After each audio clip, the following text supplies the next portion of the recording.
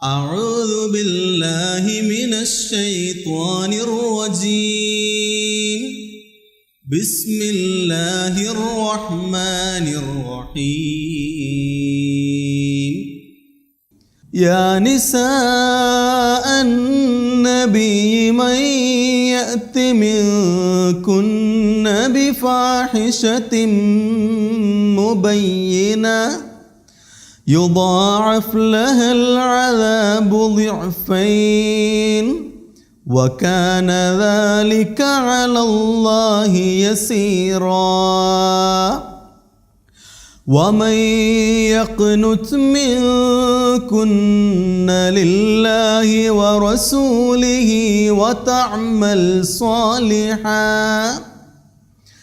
وتعمل صالحا نؤتها أجرها مرتين وأعتدنا لها رزقا كريما يا نساء النبي لستن كأحد من النساء إن اتقيتن فلا تخضعن بالقول فيطمع الذي في قلبه مرض وقلن قولا معروفا. അസ്സലാമു അലൈക്കും വറഹ്മത്തുള്ളാഹി. പ്രിയമുള്ളവരെ, സൂറത്ത് അഹ്സാബിലെ 30 മുതൽ 32 വരെ ആയത്തുകളാണ് നാം ഓതിക്കേൾപ്പിച്ചത്. ഇതിന് മുമ്പുള്ള വചനങ്ങളിൽ റസൂലുള്ളാഹി സ്വല്ലല്ലാഹു അലൈഹി വസല്ലം തൻ്റെ ഭാര്യമാരോട് പറഞ്ഞ കാര്യങ്ങളായിരുന്നു. ഈ അഭിസംബോധനയും അള്ളാഹു റസൂലുള്ളാഹി സ്വല്ലല്ലാഹു അലൈഹി വസല്ലമയുടെ ഭാര്യമാരോട് പ്രത്യേകമായിട്ടും സ്ത്രീകളോട് പൊതുവിലും നടത്തുന്നതാണ്.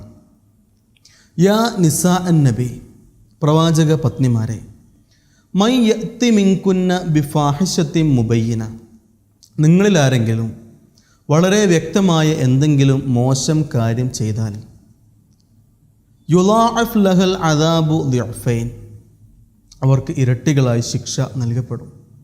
വകാന ദാലിക അലല്ലാഹി യസീറ, അള്ളാഹുവിൻ്റെ മേൽ അത് വളരെ ലളിതമായ കാര്യമാണ്.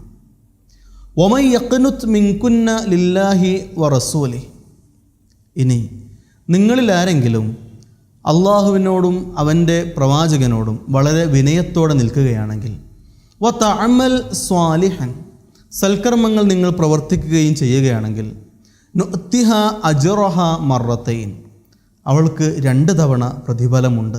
വഅഅ്തദ്നാ ലഹ റിസ്ഖൻ കരീമ, അവർക്ക് മാന്യമായ ഉപജീവനം അള്ളാഹുവിൻ്റെ അടുത്ത് തയ്യാറാക്കി വെക്കപ്പെട്ടിട്ടുമുണ്ട്.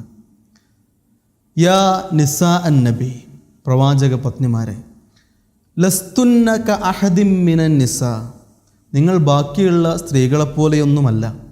ഇനിത്തഖൈത്തുന്ന, നിങ്ങൾ സൂക്ഷ്മത പാലിക്കുന്ന ആളുകളാണെങ്കിൽ. ഫലാ തഖ്ലഅന ബിൽ ഖൗൽ, നിങ്ങൾ സംസാരത്തിൽ വളരെ താഴ്മയോട് ഭവ്യതയോടുകൂടി മൃദുലമായി സംസാരിക്കരുത്.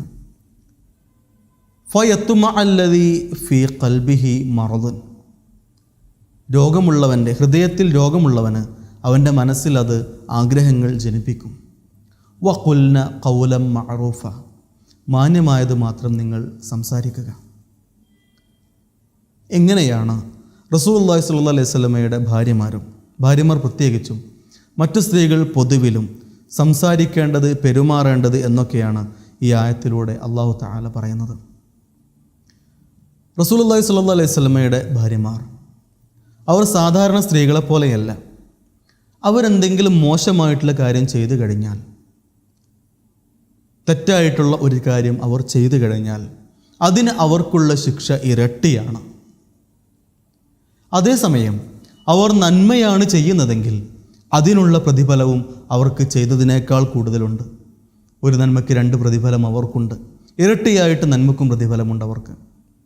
സാധാരണ സ്ത്രീകളെപ്പോലെ അല്ലാത്തത് കൊണ്ട് തന്നെ തിന്മ ചെയ്തു കഴിഞ്ഞാൽ ഇരട്ടി ശിക്ഷ. അതുപോലെ നന്മ ചെയ്തു കഴിഞ്ഞാൽ ഇരട്ടി പ്രതിഫലവും റസൂലുള്ളാഹി സ്വല്ലല്ലാഹു അലൈഹി വസല്ലമയുടെ ഭാര്യമാർക്കുണ്ട്. റസൂലുള്ളാഹി സ്വല്ലല്ലാഹു അലൈഹി വസല്ലമയോടും അള്ളാഹുവോടും താഴ്മയായിട്ട് നിൽക്കുക, അതാണ് അവർ ഏറ്റവും പ്രധാനമായി ചെയ്യേണ്ട കാര്യം. ഇനി പറയുന്ന കാര്യം ഏറ്റവും പ്രധാനപ്പെട്ട ഒരു കാര്യം, എല്ലാ സഹോദരിമാരും ശ്രദ്ധിക്കേണ്ട കാര്യം. റസൂലുള്ളാഹി സ്വല്ലല്ലാഹു അലൈഹി വസല്ലമയുടെ ഭാര്യമാരെ വിളിച്ചിട്ടാണ് അഭിസംബോധനയെങ്കിലും എല്ലാ ആളുകൾക്കും ബാധകമായിട്ടുള്ള കാര്യമാണത്. ഫലാ തഖ്ലഅന ബിൽ ഖൗൽ, നിങ്ങൾ സംസാരത്തിൽ വളരെ താഴ്മയോടുകൂടി ഭവ്യതയോടുകൂടി സംസാരിക്കരുത്. കേൾക്കുന്നവൻ്റെ മനസ്സിൽ ആഗ്രഹം ജനിപ്പിക്കുന്ന രീതിയിൽ നിങ്ങൾ സംസാരിക്കരുത്. സാധാരണ സംസാരമല്ല. ഇനി സാധാരണ ഒരാളോട് സംസാരിക്കുകയാണെങ്കിൽ തന്നെ വളരെ താഴ്ന്ന് വണങ്ങിക്കൊണ്ടല്ല സംസാരിക്കേണ്ടത്. നിങ്ങൾ നിൽക്കേണ്ടത് നിങ്ങളുടെ ഒരു സ്റ്റാൻഡിലാണ്, ഏറ്റവും നല്ല ഒരു പൊസിഷനിൽ. ഏറ്റവും കുലീനയായ സ്ത്രീ സംസാരിക്കുന്നത് പോലെയാണ് നിങ്ങൾ സംസാരിക്കേണ്ടത്. അത് റസൂലുള്ളാഹി സ്വല്ലല്ലാഹു അലൈഹി വസല്ലം ഭാര്യമാരാണെങ്കിലും ശരി, മറ്റു സഹോദരിമാരാണെങ്കിലും ശരി. സംസാരത്തിൽ കൂടുതൽ വിധേയത്വം വരികയാണെങ്കിൽ അത് കേൾക്കുന്ന മനസ്സിൽ രോഗമുള്ള ആളുകൾക്ക് അത് നിങ്ങളോട് ആഗ്രഹം ജനിപ്പിക്കും. അതൊട്ടും ശരിയായ പ്രവണതയല്ല.